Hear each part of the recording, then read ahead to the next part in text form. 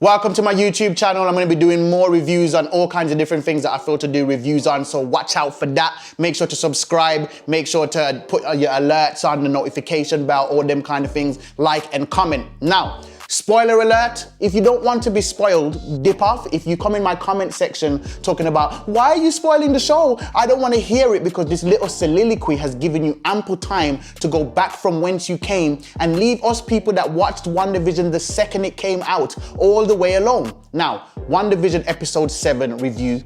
Wandavision is a triumph in my opinion. Marvel has managed to bring the excitement and the spectacle and the lore of its cinematic universe to the small screen. I see so much potential for this model. Lesser important or mainstream characters can be developed through these series to make their big screen moments that much more meaningful and impactful. Wanda's inclusion in Doctor Strange Multiverse of Madness will be that much more special because of how her character has been fleshed out and given time to breathe in Wandavision. Marvel even reintroduced the wheel by getting us to accept weekly offerings rather than the binge model that Netflix has left us accustomed to in recent years. I would argue that that's happened because Marvel have earned the right to patience.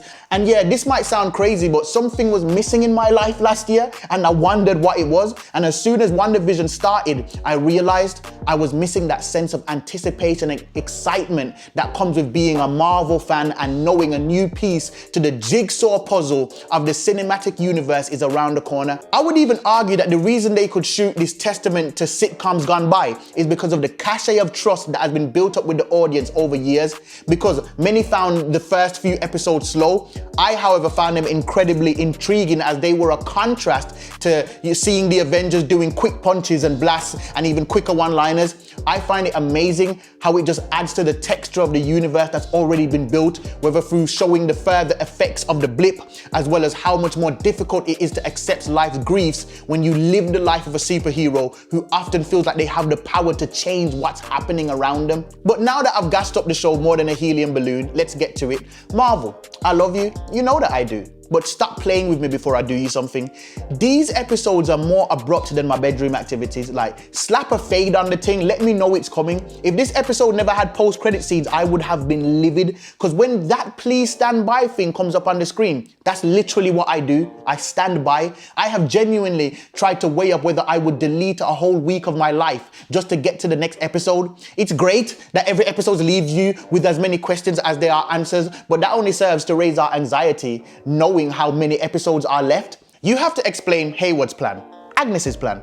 Who's Pietro? How did Wanda get here? Why the sitcoms? Do the kids really exist? What's gonna happen to Vision at the end of this in the 2 episodes that you have left? Secondly, Vision and Darcy having to get away from the soldier/clown in the van moment annoyed me. Vision, your wife has kidnapped Connecticut. Slap this man's head off his neck and fly home with Darcy at warp speed. Even him leaving her in the van annoyed me because I just don't believe she's gonna know the way to his house like that. And I need everybody to assemble right now. And it's interesting as well because now Vision knows he can't leave the Hex without leaving bits of himself in it.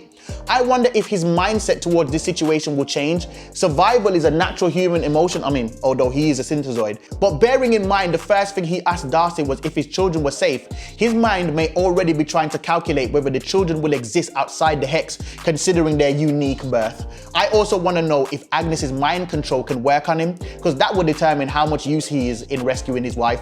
Also, Wanda, I need you to be a better parent. You have known Agnes for 6 episodes?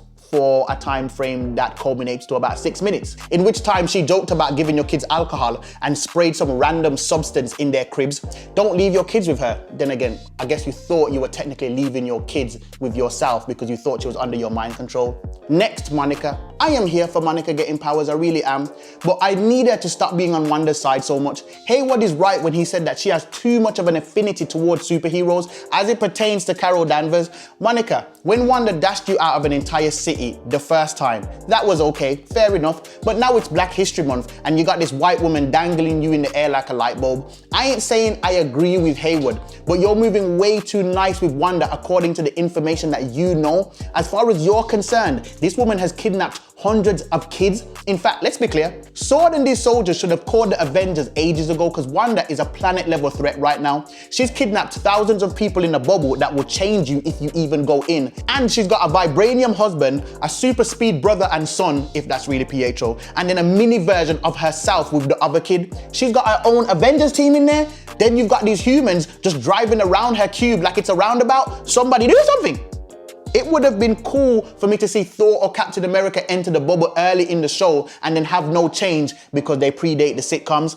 Lastly, I need Agnes's backstory to make extreme sense, and the only way it's gonna do so is if we tie it to Doctor Strange or something, because magic people can't just be popping up. It's a very unique power set that Marvel has set the basis for in Doctor Strange and Doctor Strange only so far. Her comic book origins are very out there for the cinematic universe, but assuming that the book that we saw in her basement is from one of the libraries in Doctor Strange, that could tie in very nicely. We know how Wanda does what she does, but how does Agnes do it? Because Infinity Stones aren't as available as Skittles. And who is Pietro? Answer these questions this week, please, Marvel, because I'm standing by like you told me to. And I'm not buying any more stories I see about how long this next episode will be, because I've heard it all before.